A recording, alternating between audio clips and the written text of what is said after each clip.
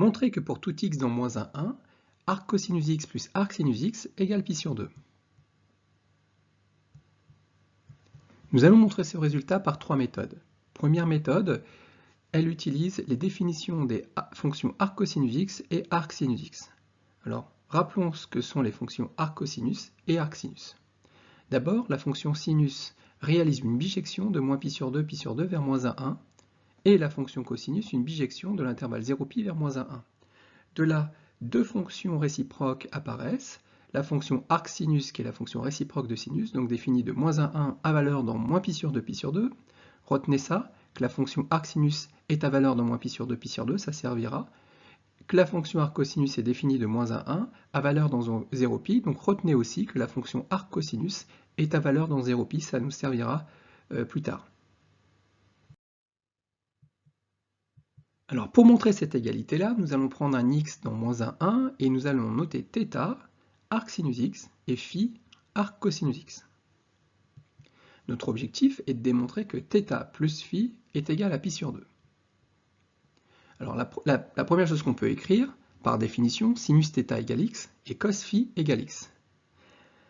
Et comme on a sinus θ égale cos phi égale x, on a donc un cosinus qui est égal à un sinus. Bon, ça ne nous apporte pas trop d'informations.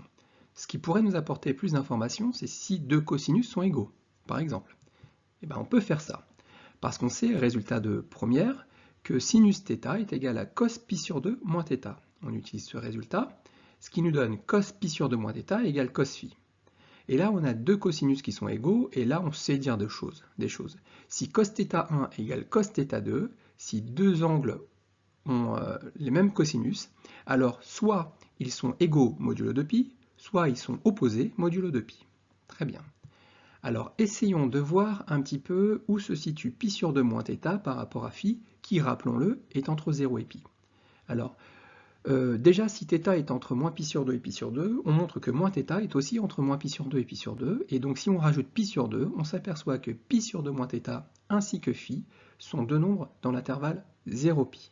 Très bien, donc là nous avons deux angles qui ont le même cosinus, donc qui doivent être égaux ou opposés modulo 2π, et en plus ils appartiennent tous les deux à l'intervalle 0π. D'autre part, la fonction cosinus sur 0π réalise une bijection. Donc là, il s'agit d'exploiter le fait que cosinus réalise une bijection sur 0π et que pi sur 2 moins θ et phi sont deux éléments de 0π ayant même cosinus. Donc, puisque cosinus pi sur 2 moins θ égale cosinus phi, avec ces deux angles dans l'intervalle 0π et que cosinus réalise une bijection, on a forcément pi sur 2 moins θ égale phi. Autrement dit, θ plus phi égale pi sur 2, ce qu'il fallait démontrer.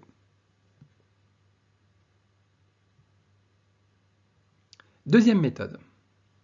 Nous allons prendre un x dans moins 1, nous allons démontrer que arc cosinus x plus arc sinus x égale pi sur 2, et là nous allons utiliser ce qu'on appelle un raisonnement par analyse et synthèse. C'est-à-dire que si un réel x vérifie arc cosinus x plus arc sinus x égale pi sur 2, alors nécessairement sinus de cette somme-là doit être égal à sinus de pi sur 2. Rappelons que sinus pi sur 2 est égal à 1. Donc on devrait avoir logiquement sinus de la somme qui est égal à 1. Et c'est ce que nous allons commencer par montrer. Ensuite, ce n'est pas parce que le sinus de quelque chose est égal à 1 qu'automatiquement que ce quelque chose, cet angle, vaut pi sur 2. Non, on a que si sinus grand X égale 1, alors grand X égale pi sur 2 modulo 2pi. Donc il s'agira de fonctionner par étapes successives. Déjà montrer que le sinus de arc cos x plus arc sinus x égale 1. Ensuite, on aura forcément que la somme arc cosinus x plus arc sinus x sera égale à pi sur 2 modulo 2pi. Et puis, on essaiera d'encadrer la somme arc cosinus x plus arc sinus x parce qu'on peut encadrer arc cosinus x et arc sinus x. Mais avant, puisque je cherche à écrire sinus de a plus b, avec a égale arc cosinus x et b égale arc sinus x, il est bon de se rappeler à quoi est égal sinus a plus b. Sinus a plus b est égal à sin a cos b plus sin b cos a. De là, on en déduit que sin arc cos x plus arc sinus x est égal à sin arc cosinus x cos arc sinus x plus sin arc sinus x cos arc cosinus x. Alors, dans cette égalité, nous pouvons déjà dire que sin de arc sinus x égale x et cos de arc cosinus x égale x. Par contre, qu'en est-il de sin arc cosinus x et de cos arc sinus x? C'est ce que nous voyons tout de suite. Sinus de arc cosinus x. Arc cosinus x est entre 0 et pi. Le sinus d'un angle entre 0 et pi est positif.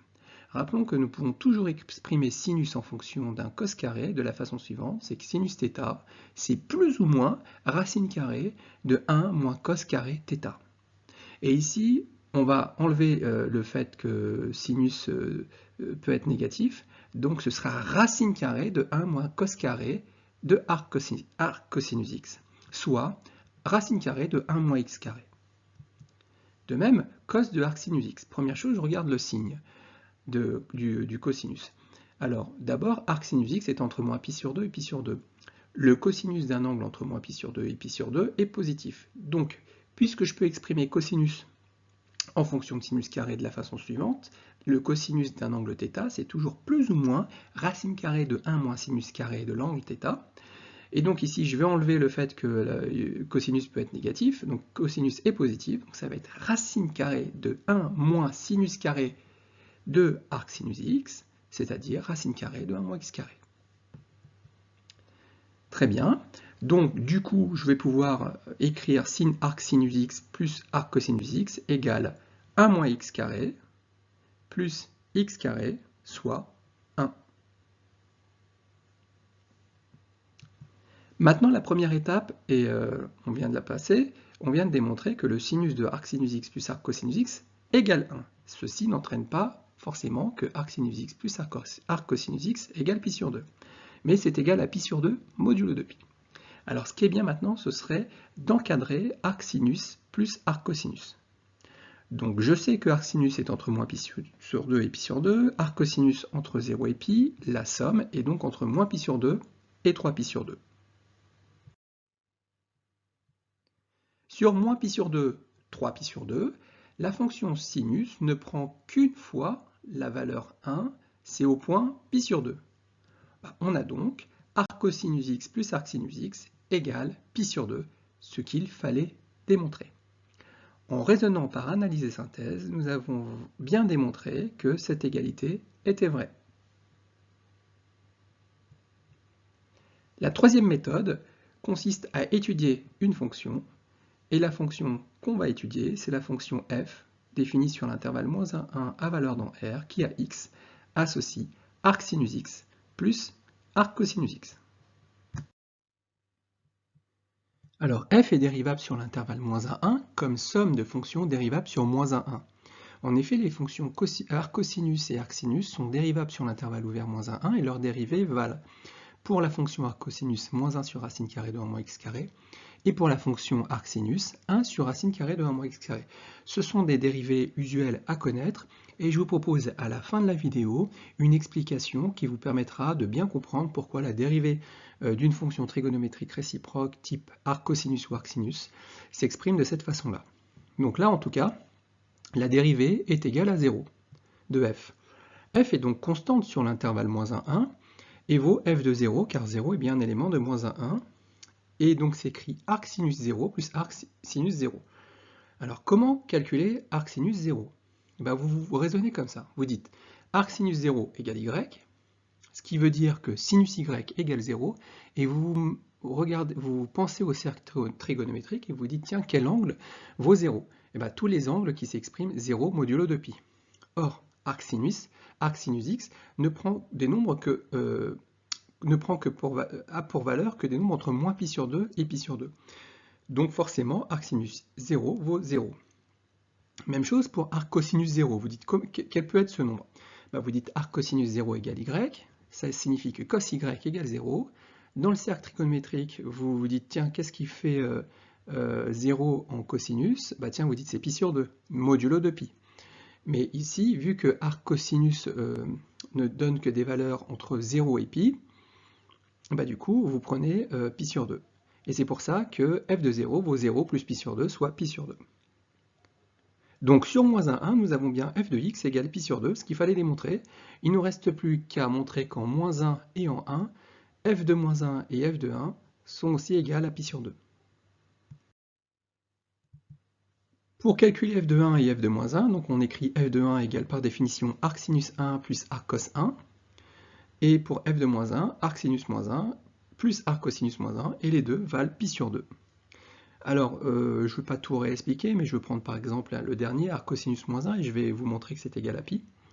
Alors comment on fait? Ben, on fait arc cosinus moins 1 égale y, ça équivaut à cos y égale moins 1, et vous dites, tiens, comment on fait pour avoir un cosinus qui vaut égal à moins 1, qui est égal à moins 1, donc vous dites forcément y égale pi, modulo de pi, mais comme le arc cosinus ne prend des valeurs que entre 0, ne donne des valeurs que entre 0 et pi, forcément c'est pi. Et c'est pour ça qu'il y a un pi qui apparaît dans l'égalité. Je vous laisse redémontrer de la même manière tous les calculs.